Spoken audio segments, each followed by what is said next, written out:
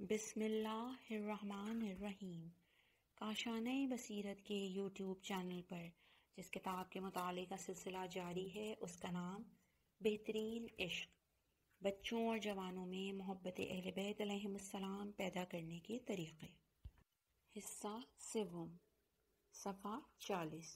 6۔ اس محبت کی ضرورت اور فوائد بیان کرنا۔ انسان عموماً اس شخص یا ہستی کو پسند کرتا ہے اور اس سے محبت رکھتا ہے جو اس کی مشکلات حل کرے اور اسے فائدہ پہنچائے۔ لوگوں کے باہمی تعلقات میں یہ مسئلہ انتہائی واضح طور پر دیکھا جا سکتا ہے۔ ہماری مسلسل زندگی جو آخرت تک جاری رہے گی، اس میں ہم کہاں پھنستے ہیں اور کہاں کہاں ہمیں مدد کی ضرورت ہوتی ہے۔ موت کے وقت، برزخ میں، قیامت کے دن اور پل صراط عبور کرتے ہوئے ہمیں شدت کے ساتھ کسی کی ضرورت محسوس ہوتی ہے۔ اس وقت ہم مشکل کا شکار ہوتے ہیں۔ ہمیں ایسے مواقع پر محبت اہل بیت علیہم السلام کے کارآمد ہونے سے واقف ہونا چاہیے۔ اس بارے میں بہت زیادہ احادیث موجود ہیں۔ انہی میں سے پیغمبر اسلام صلی اللہ علیہ وآلہ وسلم کی چند مشہور احادیث درج ذیل ہیں۔ حبی و حب اہل بیتی نافع فی 7 مواطن احوالہن عظیمہ، عند الوفاة وفی القبر وعند النشور وعند الکتاب وعند الحساب وعند المیزان وعند الصراط۔ میری اور میرے اہل بیت کی محبت 7 مقامات پر فائدہ پہنچاتی ہے۔ وہ 7 مقامات جن کی ہولناکی اور ہراس عظیم ہے۔ موت کے وقت، قبر میں، قبر سے اٹھائے جانے کے موقع پر، نامہ اعمال سپرد کرتے وقت، اعمال کے حساب اور جائزے کے وقت، اعمال کا وزن کرتے وقت اور صراط عبور کرتے ہوئے۔ میزان الحکمہ، جلد 2، صفحہ 237۔ سأل رجل رسول اللہ عن الساعة فقال ما أعددت لها؟ قال ما أعددت لها كبيرا إلا إني أحب الله ورسوله.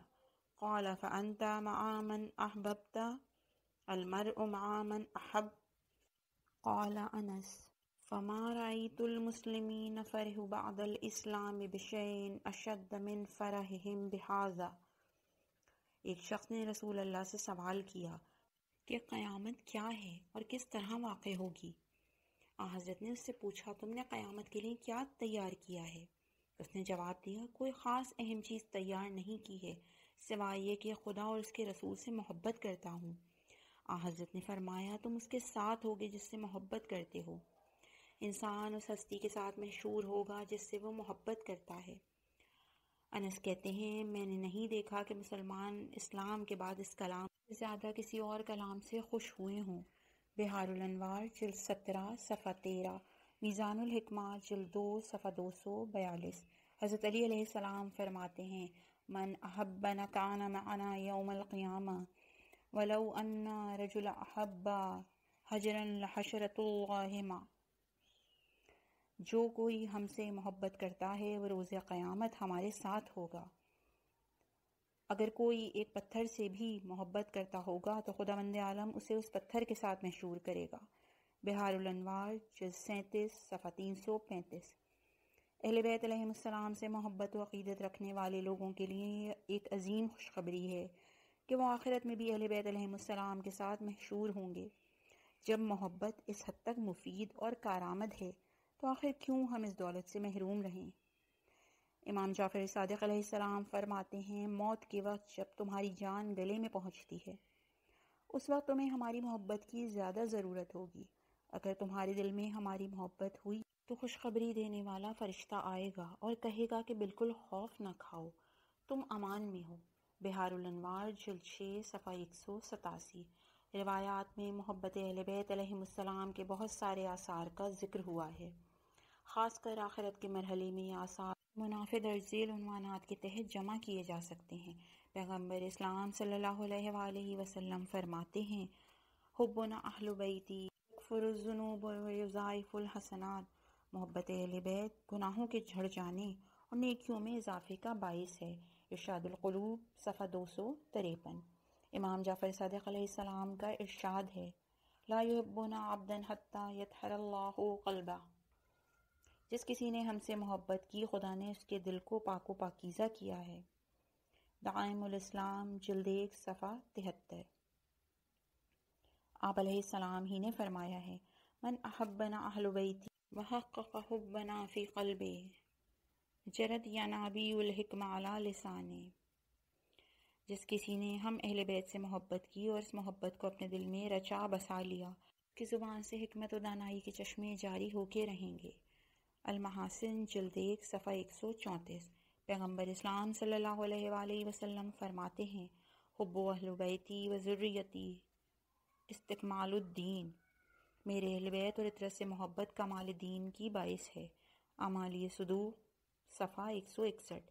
پیغمبر اسلام صلی اللہ علیہ وآلہ وسلم فرماتے ہیں، شفاعتی لامتی من احب اہل بیتی وہم شیعتی، میری شفاعت میری امت کے ان افراد کے لیے ہے جو میرے اہل بیت سے محبت کرتے ہیں اور یہی میرے شیعہ ہیں۔ تاریخ بغداد جلد 2 صفحہ 146۔ پیغمبر اسلام صلی اللہ علیہ وآلہ وسلم ہی کا فرمان ہے، اکثرکم نورا یوم القیامہ اکثرکم حبا لآل محمد، روز قیامت انہی لوگوں کا نور زیادہ ہوگا جو آل محمد سے زیادہ محبت کرتے ہوں گے۔ بشارت المصطفیٰ صفحہ 100۔ حضرت صلی اللہ علیہ وآلہ وسلم ہی نے فرمایا ہے، من احبنا اہل بیتی حشرہ اللہ تعالی امنا یوم القیامہ، جو ہم اہل بیت سے محبت کرتا ہے روز قیامت خداوند عالم اسے اس دن کے خوف سے امان کے ساتھ محشور کرے گا۔ یون اخبار الرضا جلد 2 صفحہ 220۔ آپ صلی اللہ علیہ وآلہ وسلم ہی کا ارشاد ہے، اثبتکم قدما علی الصراط اشدکم حبا لأہل بیتی، پل صراط پر تم میں سے زیادہ ثابت قدم وہی ہوگا جو میرے اہل بیت سے زیادہ محبت کرتا ہے۔ فضائل الشیعہ صفحہ 48۔ امام جعفر صادق علیہ السلام فرماتے ہیں، واللہ لا یموت عبدا یحب اللہ ورسولہ ویتولی الائمہ فتمسہ النار، خدا کی قسم جو بھی خدا اور اس کے رسول سے محبت کرتا ہے اور ائمہ کی پیروی کرتا ہے اسے آتش جہنم نہیں چھو سکتی۔ رجال نجاشی جلد 1 صفحہ 138۔ پیغمبر اسلام صلی اللہ علیہ وآلہ وسلم کا ارشاد ہے، من احبنا اہل البیت فی اللہ حشر معنا وادخلناہ معنا الجنہ، جو خدا کی خاطر ہم اہل بیت سے محبت کرتا ہے وہ ہمارے ساتھ محشور کیا جائے گا اور ہم اسے اپنے ساتھ جنت میں لے جائیں گے۔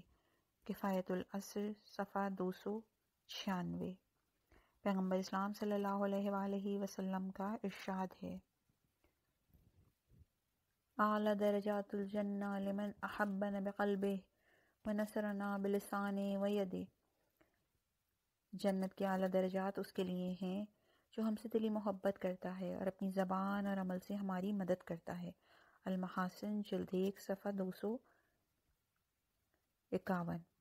پیغمبر اسلام صلی اللہ علیہ وآلہ وسلم فرماتے ہیں، من اراد ان ینجو من عذاب القبر فلیحب اہل بیتی ومن اراد دخول الجنہ بغیر حساب فلیحب اہل بیتی فواللہ ما احبہم احد الا ربح الدنیا والآخرہ، جو شخص عذاب قبر سے نجات چاہتا ہے اسے چاہیے کہ میرے اہل بیت سے محبت کرے، اور جو بغیر حساب کے جنت میں داخلے کا متمنی ہے اسے بھی چاہیے کہ میرے اہل بیت سے محبت کرے۔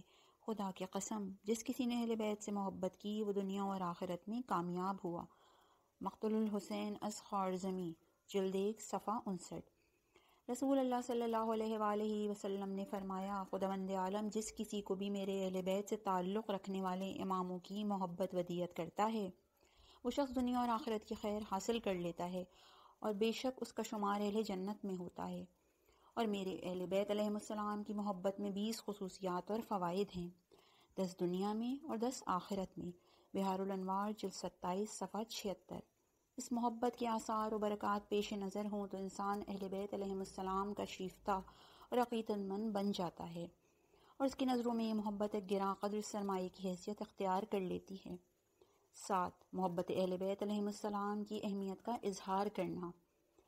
جب کسی عمل کی جانب ترغیب دلائی جاتی ہے یا اسے انجام دینے پر حوصلہ افزائی کی جاتی ہے اور اسے ایک مثال اور نمونے کے بطور پیش کیا جاتا ہے تو دوسروں میں بھی اس عمل کی جانب جذب اور کشش پیدا ہوتی ہے۔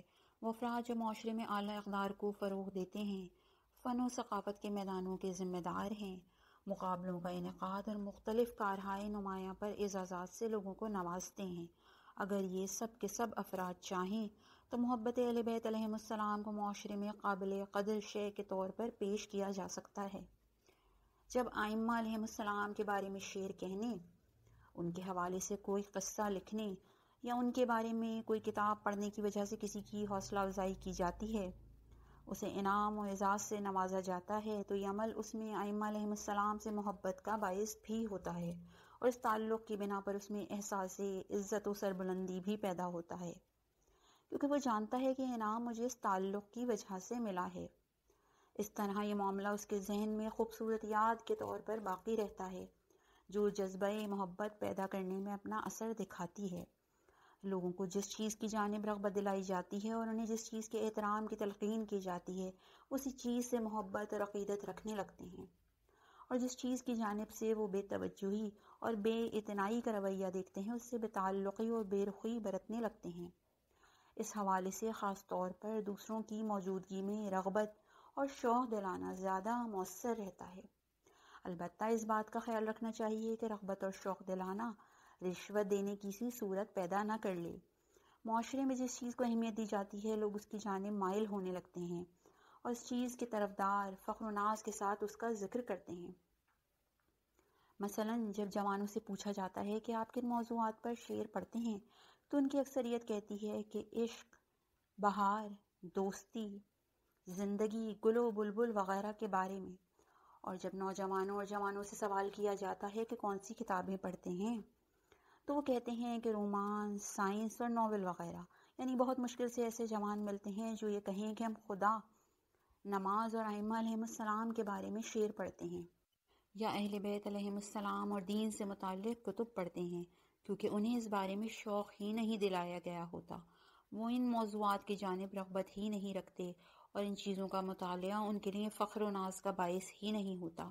ہمیں چاہیے کہ ایسا ماحول پیدا کریں کہ اگر کوئی شخص اہل بیت علیہم السلام کے بارے میں شعر کہے یا ان کے بارے میں اشعار حفظ کرے، ان کی کوئی حدیث یاد کرے، ان کے بارے میں کوئی کتاب پڑھے، ان کے حوالے سے کوئی قصہ تحریر کرے، کوئی فلم بنائے، کوئی نعرہ تخلیق کرے، یا حتیٰ اس کا نام کسی امام کے نام پر ہو، یا وہ اپنے بچے کا نام ائمہ اہل بیت علیہم السلام میں سے کسی کے نام پر رکھے، تو وہ اپنے اس عمل پر فخر و ناز کرے، اسے ایک فضیلت کی بات سمجھے اور اسے ایک گراں قیمت چیز تصور کرے۔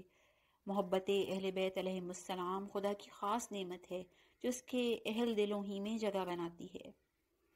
بقول امام رضا علیہ السلام، یہد اللہ لولایتنا من احبہ، خدا جس کسی کو پسند کرتا ہے ہماری محبت کی جانب اس کی رہنمائی کر دیتا ہے۔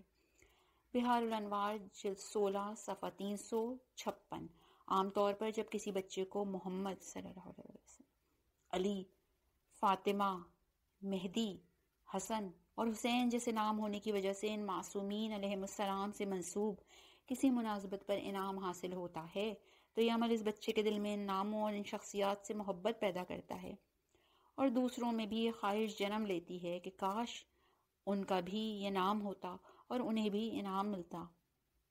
اس نقطے پر اس قدر احتیاط کے ساتھ عمل ہونا چاہیے کہ لوگوں کے دلوں میں انعام رکھنے کا شوق پیدا ہو۔ ایسا نہ ہو کہ انعام نہ ہونے کی بنا پر ان میں کوئی بدگمانی، کمپلیکس اور احساس حقارت پیدا ہو جائے اور کوئی منفی اثر مرتب ہو۔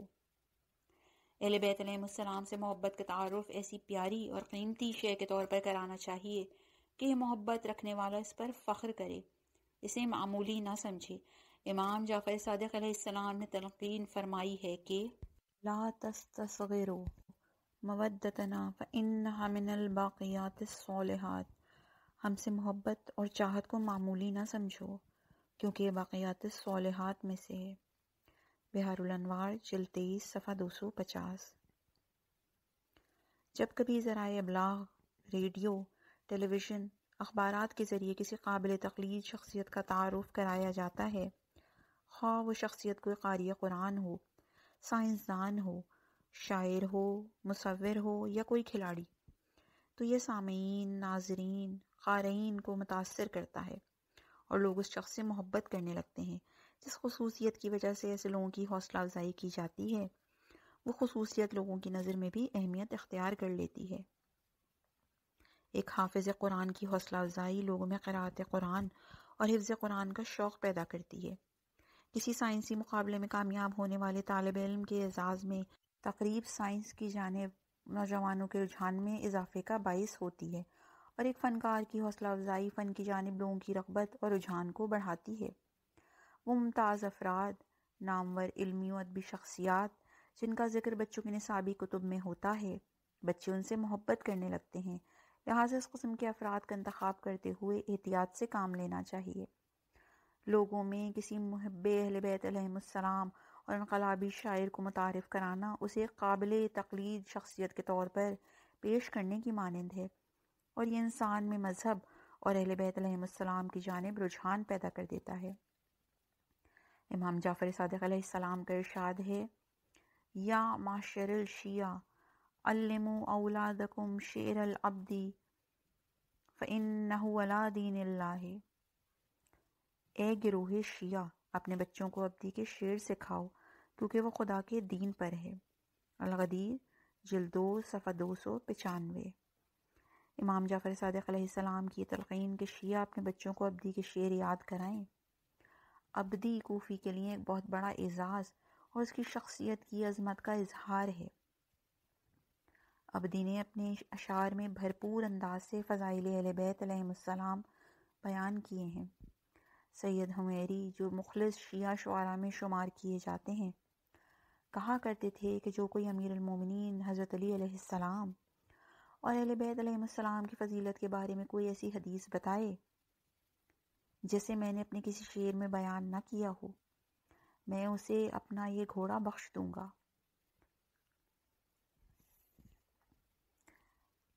عبدی کوفی کے سلسلے میں مناسب ہوگا کہ یہ بیان کیا جائے کہ ان کا نام سفیان بن مصعب تھا۔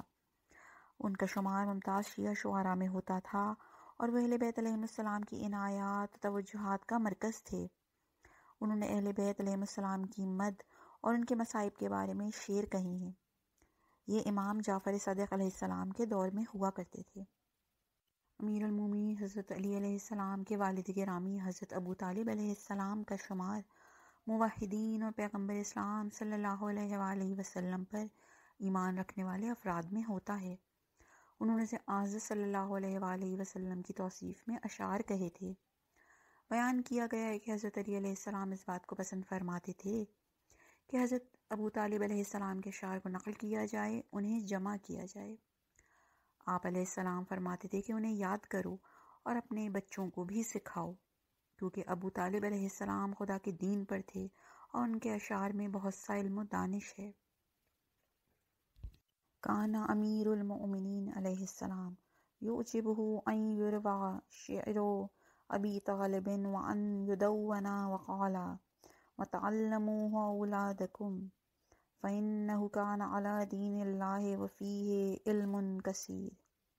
مستدرک وسائل الشیعہ جلد 2 صفحہ 625۔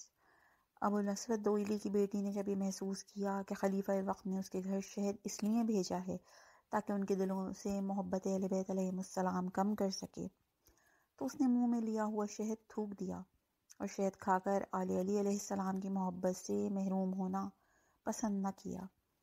والدین، اساتذہ، تربیتی امور کے نگراں حضرات ان مسائل میں بہت عمدہ طریقے سے رہنمائی کر سکتے ہیں اور نوجوانوں کے رجحانات اور قابل تقلید شخصیات کے بارے میں ان کے رخ کا تعین کر سکتے ہیں۔ حتیٰ اگر ایک بے دین لڑکا یا لڑکی اپنا نام مہدی یا فاطمہ ہونے پر انعام حاصل کرے تو یہ انعام پانے پر حاصل ہونے والی خوشی بھی اس میں ان ہستیوں سے محبت پیدا کرے گی۔ اگر دینی ایام یا اہل بیت علیہم السلام کی ولادت سے مخصوص دنوں میں اس قسم کے انعامات دیے جائیں تو یہ عمل ان ہستیوں کی جانب بچوں اور جوانوں کو متوجہ کرنے میں مؤثر واقع ہوگا۔ شفاعت سے متعلق احادیث میں آیا ہے کہ روز قیامت حضرت فاطمہ زہرا سلام اللہ علیہا شیعوں کی شفاعت کریں گی، اور جن لوگوں کی شفاعت کی جائے گی جب وہ خدا سے اپنی منزلت اور مقام کے بارے میں سوال کریں گے تو ان سے کہا جائے گا کہ واپس جاؤ اور جس کسی نے فاطمہ کی محبت میں تم سے محبت کی ہے، یا تمہیں کھانا دیا ہے، لباس فراہم کیا ہے، یا پانی پلایا ہے، یا تمہاری عزت و آبرو کی حفاظت کی ہے، اس کا ہاتھ پکڑ کر اسے بہشت میں داخل کر دو۔ بہار الانوار جلد 8 صفحہ 52۔ یہ اس محبت کی قدر و قیمت اور روز قیامت اس کی تاثیر کی ایک علامت ہے۔ 8 تعظیم و تکریم اور تعریف۔ بچے اور جوان اپنے اساتذہ کو قابل تقلید سمجھتے ہیں، اسی وجہ سے وہ ان کے انداز و اطوار کی بھی پیروی کرتے ہیں۔ استاد اور مربی کی حرکات و سکنات اور اس کا طرز عمل بالواسطہ انڈائریکٹ تعلیم کی صورت میں شاگرد پر اثر انداز ہوتا ہے۔ رہبر معظم حضرت آیت اللہ خامنائی نے اساتذہ کے ساتھ ایک ملاقات میں فرمایا: عزیز اساتذہ، کلاس میں صرف آپ کا درس دینا ہی نہیں بلکہ آپ کا مخصوص انداز سے دیکھنا، آپ کے اشارے کنائے، آپ کی مسکراہٹ، آپ کا تیوریوں پر بل ڈالنا، آپ کی حرکات و سکنات، آپ کا لباس، یہ سب چیزیں آپ کے شاگردوں پر اثر انداز ہوتی ہیں۔ جب ہم اپنی طرف پلٹ کر دیکھتے ہیں، اپنا جائزہ لیتے ہیں، اگر ہم اپنے گہرے جذبات و احساسات اور کیفیات کی جڑ تلاش کرتے ہیں تو بالآخر وہاں ہمیں اپنے کسی استاد کی رہنمائی دکھائی دیتی ہے۔ استاد ہے جو ہمیں بہادر یا بزدل، فیاض یا بخیل، فداکار یا خود پرست، اہل علم اور طالب علم، مؤدب و فہمیدہ یا منجمد اور جامد تفکرات کا اسیر بناتا ہے۔ استاد ہے جو ہمیں متدین، متقی، پاک دامن یا خدا نخواستہ بے لگام بنا سکتا ہے۔ یہ ہے استاد کا اہم کردار، یہ ہے استاد کی قدر و قیمت، یہ ہے استاد کی تاثیر۔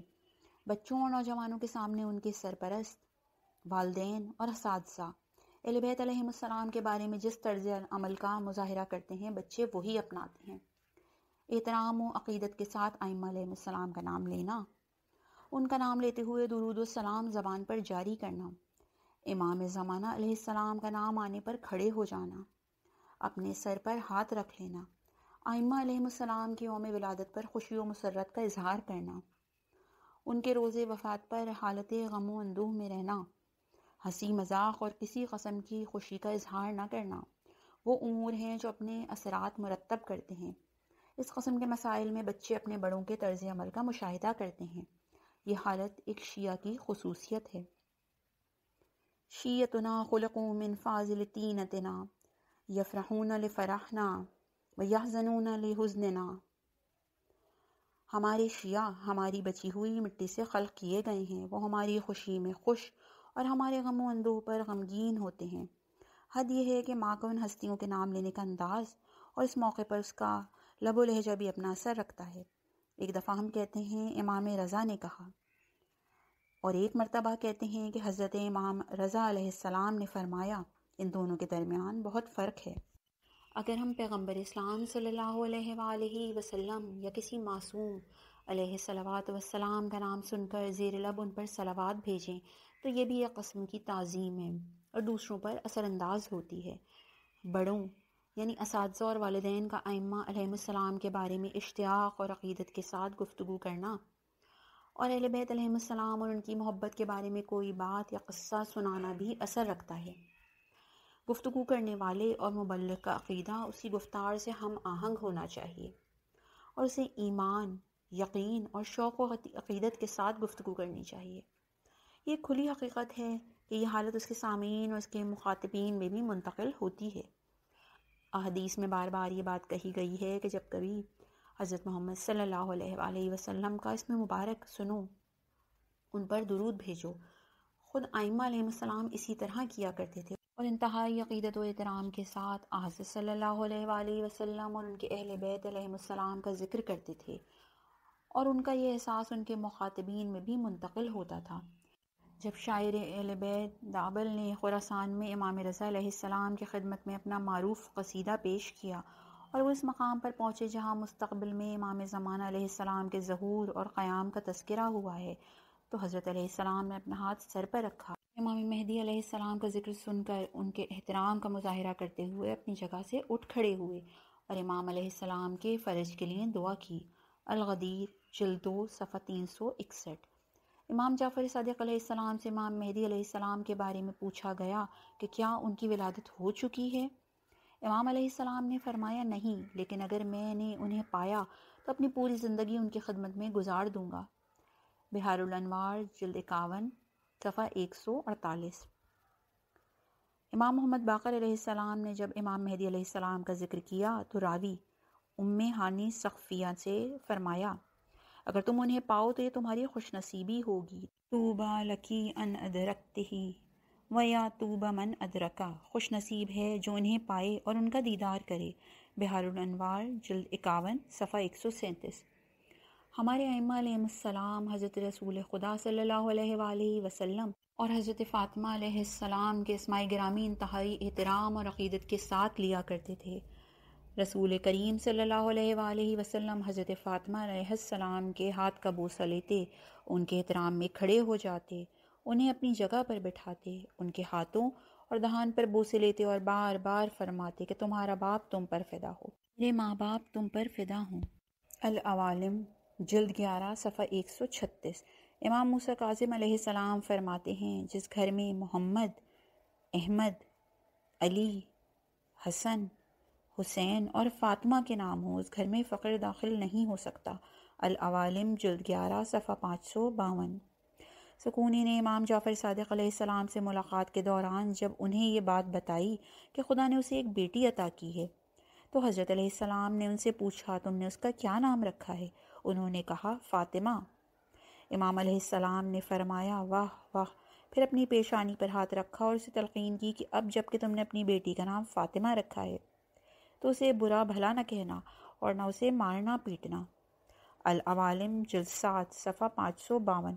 نقل از تہذیب جلد 8 صفحہ 112۔ اہل بیت علیہ السلام کے اسماء گرامی پر اپنے بچوں کے نام رکھنا ان ناموں کے دنیاوی اثرات و برکات اور اخروی ثواب پر توجہ دلانا، اس قسم کے نام رکھنے پر اہل بیت علیہ السلام کی تلقین اور یہ نام بچوں کی شخصیت کی تشکیل اور صورت گری پر جو اثرات مرتب کرتے ہیں وہ ان ہستیوں کے ساتھ محبت و مودت کا تعلق پیدا ہونے میں مؤثر ہیں۔ حالیہ چند برسوں میں بعض مناسبتوں مثلا ایام فاطمیہ یا یوم خواتین کے موقع پر حضرت فاطمہ علیہ السلام کے حوالے سے پہلے کی نسبت زیادہ مجالس و محافل کا انعقاد ہوتا ہے اور ان ایام کو زیادہ اہتمام کے ساتھ منایا جانے لگا ہے۔ یہی صورت امام زمانہ علیہ السلام کے حوالے سے بھی ہے۔ یہی وجہ ہے جو ہم دیکھتے ہیں کہ گزشتہ کی نسبت اب حضرت فاطمہ علیہ السلام اور امام مہدی علیہ السلام سے محبت اور ان کی جانب توجہ میں اضافہ ہوا ہے۔ بالخصوص جوانوں میں امام حسین علیہ السلام کی عزاداری کی جانب رجحان اور ایام عزا کی روز افزوں بڑھتی ہوئی رونق کی بنیاد یہی تکریم و ترویج ہے۔ ایسے لوگ جو کسی بھی اعتبار سے افراد معاشرہ بالخصوص جوانوں کی توجہ کا مرکز ہوتے ہیں اور جن کی باتیں، جن کی طرفداریاں، جن کے موقف اور جن کا انداز بیان دوسروں کے لیے قابل تقلید ہوا کرتا ہے اور جو لوگوں کے لیے رخ کا تعین کرتے ہیں، اگر ایسے لوگ اہل بیت علیہ السلام کا تذکرہ کریں اور انتہائی شوق و اشتیاق اور تعظیم و احترام کے ساتھ ان کا نام لیں تو ان کا یہ عمل دوسروں پر اثر انداز ہوتا ہے۔ مثلا ایک ایسا شخص جو علمی، ادبی، سیاسی اور دینی میدانوں میں شہرت رکھتا ہو یا آرٹ اور سپورٹس کی نامور شخصیت شمار ہوتا ہو اور جسے عام لوگوں اور جوانوں کی توجہ حاصل ہو، اگر وہ دین، نماز، شہید، اسلام، قرآن اور اہل بیت علیہ السلام کا تذکرہ کرے اور ان کے لیے احترام کا اظہار کرے تو اس شخص کا یہ عمل ان لوگوں میں بھی اہل بیت علیہ السلام سے محبت پیدا کرتا ہے جو اسے قابل تقلید اور مقبول سمجھتے ہیں اور اس کی پیروی کرتے ہیں۔ اسی طرح ایسے لوگوں کی منفی باتیں بھی تخریبی اثر رکھتی ہیں۔ مثلا ایسے لوگوں میں سے اگر کوئی فرد مغرب اور یورپ کی کسی پروڈکٹ، کسی مکتب و طرز فکر، کسی رسم، کسی کتاب، کسی شاعر، کسی ٹی وی پروگرام یا کسی فلم وغیرہ کی تعریف کرتا ہے یا خود کو اس کا طرفدار ظاہر کرتا ہے تو اس طرح اس چیز کی تبلیغ اور اس کی جانب لوگوں کی رغبت کا سبب بنتا ہے۔ بس بچوں اور نوجوانوں میں پائی جانے والی تقلید و پیروی کی اس حص سے جس کے تحت وہ اپنی محبوب شخصیات کی باتوں اور طرز عمل کو دیکھ کر انہیں اپناتے ہیں، ہمیں اہل بیت علیہ السلام و معصومین علیہ السلام کی جانب انہیں لانے کے لیے استفادہ کرنا چاہیے۔ مثلاً امام خمینی رحمۃ اللہ علیہ کی ایسی تصویر جس میں وہ حرم اور زری کا بوسہ لے رہے ہیں، ان کے محبوں میں صاحب حرم کے لیے محبت پیدا کرتی ہے، کیونکہ امام خمینی رحمۃ اللہ علیہ کا عمل ان کے چاہنے والوں کے لیے قابل تقلید ہے اور وہ اس سے اثر لیتے ہیں۔ یا اس نقطے کا ذکر کرنا کہ تفسیر میزان کے مؤلف علامہ محمد حسین طباطبائی رحمۃ اللہ علیہ حضرت معصومہ قم کی زری کا بوسہ لے کر اپنا روزہ افطار کرتے تھے، اور جب کبھی گرمیوں میں مشہد تشریف لے جاتے اور آپ سے تقاضا کیا جاتا کہ مشہد کے نواح میں واقع پرفضا مقام پر ٹھہریے تو آپ قبول نہ کرتے اور فرماتے ہم امام ہشتم کے سائے سے دور کسی اور جگہ نہیں جائیں گے۔ اس بات کا ذکر کہ حضرت امام خمینی رحمۃ اللہ علیہ جب قم میں رہا کرتے تھے تو روزانہ غروب آفتاب کے وقت حضرت معصومہ قم کی زیارت کرتے تھے، اور نجف اشرف میں اپنی اقامت کے دنوں میں ہر شب امیر المومنین علیہ السلام کے حرم کی زیارت سے مشرف ہوتے تھے۔ زیارت کے دوران عظیم تالیف الغدیر کے مؤلف علامہ امینی رحمۃ اللہ علیہ کی خاص حالتوں کا تذکرہ اور شوق کی اس کیفیت کا بیان جس کا اظہار وہ اہل بیت علیہم السلام اور حضرت علی علیہ السلام کے بارے میں کیا کرتے تھے، اور اشکبار آنکھوں اور قابل دید عقیدت و محبت کے ساتھ حضرت امیر علیہ السلام کی زیارت کرتے تھے۔ یہ اس بات کی جانب اشارہ کہ آیت اللہ بروجردی رحمۃ اللہ علیہ نے آستانہ حضرت معصومہ قم کو تاکید کی کہ حضرت معصومہ علیہ السلام کے اعزازی خدام میں ان کا نام بھی تحریر کریں۔ اب بھی قم میں بعض مراجع تقلید اس آستانے کے اعزازی خدمت گزار ہیں اور اعزازی خدام کے جلسوں میں شرکت کرتے ہیں، یا یہ کہ شیخ انصاری رحمۃ اللہ علیہ کہا کرتے تھے کہ آپ لوگ حضرت ابوالفضل عباس علیہ السلام کی چوکھٹ کا بوسہ لیا کیجیے، تاکہ لوگ آپ کا یہ طرز عمل دیکھ کر حضرت ابوالفضل علیہ السلام کا اور زیادہ احترام کریں اور ان میں شوق پیدا ہو۔ شیخ انصاری رحمۃ اللہ علیہ نے کہا تھا کہ میں ابوالفضل عباس علیہ السلام کی چوکھٹ کا بوسہ صرف اس لیے نہیں لیتا کہ یہ ان کی چوکھٹ ہے، بلکہ اس کی وجہ یہ ہے کہ ان کے زائرین کی گزرگاہ ہے اور مجھے اپنے اس عمل پر فخر ہے۔ اس قسم کی مثالوں کا ذکر دوسروں کے دلوں کو بھی متاثر کرتا ہے اور ان میں محبت پیدا کرتا ہے۔ حضرت امام خمینی رحمۃ اللہ علیہ جو لاکھوں دلوں کے محبوب اور ان کے آئیڈیل ہیں، اپنے وصیت نامے میں بار بار یہ کہہ کر کہ ہمیں افتخار ہے مذہب شیعہ کی پیروی، نہج البلاغہ، ائمہ کی حیات بخش دعاؤں، مناجات شعبانیہ، دعائے عرفہ، صحیفہ سجادیہ، صحیفہ فاطمیہ کے حامل ہونے، ائمہ اثنائے عشر کی امامت، امام محمد باقر کے وجود اور اپنے مذہب کے جعفری ہونے پر فخر و ناز کرتے ہیں۔ جب امام خمینی رحمۃ اللہ علیہ جیسی عظیم شخصیت ائمہ، مذہب، دعاؤں اور مکتب تشیع جیسی باتوں پر فخر و ناز کا اظہار کرتی ہے تو یہ چیز ان کے عقیدت مندوں پر بھی اثر ڈالتی ہے اور یہ محبت ان کے دلوں میں بھی سرایت کرتی ہے۔ ہمیں فخر ہے کہ باقر العلوم تاریخ کی چوٹی کی شخصیت ہم میں سے ہے۔ ہمیں افتخار ہے کہ ائمہ معصومین علیہم السلام ہمارے امام ہیں۔ ہمیں فخر ہے کہ ہمارا مذہب جعفری ہے۔ اپنی محبوب ہستیوں کی زبان سے بزرگان دین اور اہل بیت اطہار علیہم السلام کا تذکرہ اس انداز سے سننے والوں میں ان سے محبت پیدا کرتا ہے۔ قدرتی بات ہے کہ گفتگو کے پروگراموں اور تحریروں میں نوجوانوں سے تعلق رکھنے والی خاص زبان اور انداز بیان کا لحاظ رکھنا چاہیے اور بچوں کی علمی اور ذہنی سطح کو پیش نظر رکھنا چاہیے، خواہ وہ ریڈیو اور ٹیلی ویژن کے پروگراموں میں ہونے والی گفتگو ہو، خواہ گھروں، اسکولوں، مساجد اور امام بارگاہوں میں منعقد ہونے والی میلاد و مجالس کی تقریبات میں ہونے والی گفتگو۔ یہاں اس حصے کا اختتام کرتے ہیں، اگلے بار یہیں سے ادامہ دیں گے۔ والسلام علیکم ورحمۃ اللہ وبرکاتہ۔